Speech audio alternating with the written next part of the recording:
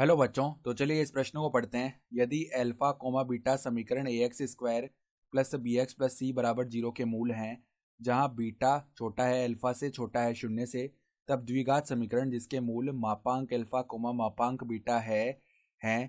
तो यहाँ पर देखो, इन चारों विकल्पों में से हमें सही विकल्प का चयन करना है। ठीक है, तो प्रश्न में आगे बढ़ने से पहले इस प्रश्न से संबंधित जो मुख्य उदाहरण है उसकी हम चर्चा कर लेते हैं। तो देखो, मुख्य उदाहरण देखो, मूल मूल अल्फा कोमा बीटा वाले वाले द्विघात समीकरण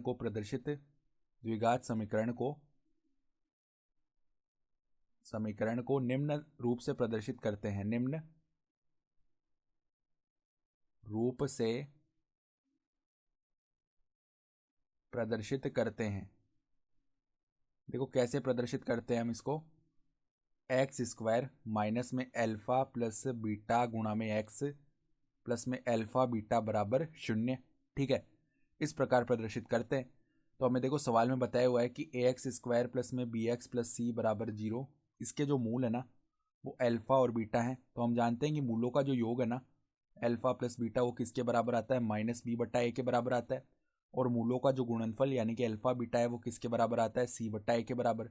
अब देखो, सवाल में बताया हुआ है कि बीटा जो है वो छोटा है अल्फा से और छोटा है 0 से, यानी कि इसका मतलब क्या हो गया कि अल्फा और बीटा दोनों ही क्या है, ऋणात्मक है, यानी समान चिन्ह के हैं। इसका मतलब क्या है कि यहाँ पर अल्फा प्लस बीटा जो है वो भी क्या आएगा, देखो अल्फा भी 0 से छोटा है, बीटा भी 0 से छोटा है, तो ये तो एक ऋणात्मक मान आएगा।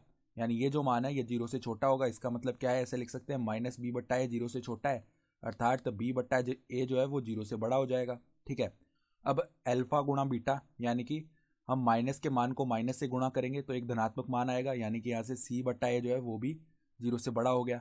तो हमें देखो उस द्विघात समीकरण के मूल चाहिए, मतलब उस द्विघात समीकरण का मान चाहिए जो जिसके मूल मापांक अल्फा और मापांक बीटा है। ठीक है, तो देखो अभिष्ट समीकरण क्या बनेगा हमारा। अभिष्ट समीकरण ये देखो किस प्रकार का आएगा। एक्स स्क्वायर माइनस में यहाँ पर देखो मापांक अल्फा प्लस में मापांक बीटा गुणा में एक्स आएगा, प्लस में देखो मापांक अल्फा गुणा में मापांक बीटा बराबर में 0, ये समीकरण बनेगा।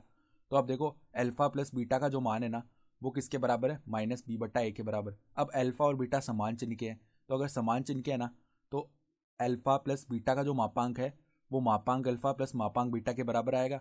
अब अल्फा प्लस बीटा का मान माइनस का बी बट्टा ए है। अब बी बट्टा ए जो है वो धनात्मक है, तो अगर हम अल्फा प्लस बीटा का मापांक निकालेंगे ना तो वो बी बट्टा ए के बराबर आ जाएगा। यानी कि देखो इसको हम लिख सकते हैं एक्स स्क्वायर माइनस में बी बट्टा, यहाँ पर क्या आएगा बी बट्टा हमारे पास, ऐसे लिख सकते हैं मापांक का बी बट्टा ए। ठीक है, इस प्रकार से इसको हम लिख सकते हैं। ठीक है, तो हमने क्या किया, इसको इस प्रकार लिख दिया। और यहाँ पर चलो हम मापांक भी हटा सकते हैं चाहे तो, लेकिन मापांक लिखे रहने देते हैं। ठीक है, और यहाँ पर एक्स है, और देखो हमारे पास किस प्रकार का पद आएगा आगे, प्लस में मापांक अल्फा गुणा मापांक बीटा, ये पद है। ठीक है, तो अब इसको हम क्या लिख सकते हैं, मापांक का अल्फा बीटा भी लिख सकते हैं, क्योंकि दोनों के चिन्ह तो समान ही है। ठीक है, तो यहाँ पर देखो इसका मान किसके बराबर आ जाएगा, मापांक का सी बट्टा ए, ये किसके बराबर है, 0 के बराबर। तो अब यहाँ से लैसा ले लेते हैं, तो क्या आएगा मापांक ए एक्स स्क्वायर माइनस में देखो मापांक का बी एक्स। ठीक है, मापांक में बी है फिर एक्स है, फिर देखो हमारे पास प्लस में मापांक सी, ये किसके बराबर आएगा, 0 के बराबर।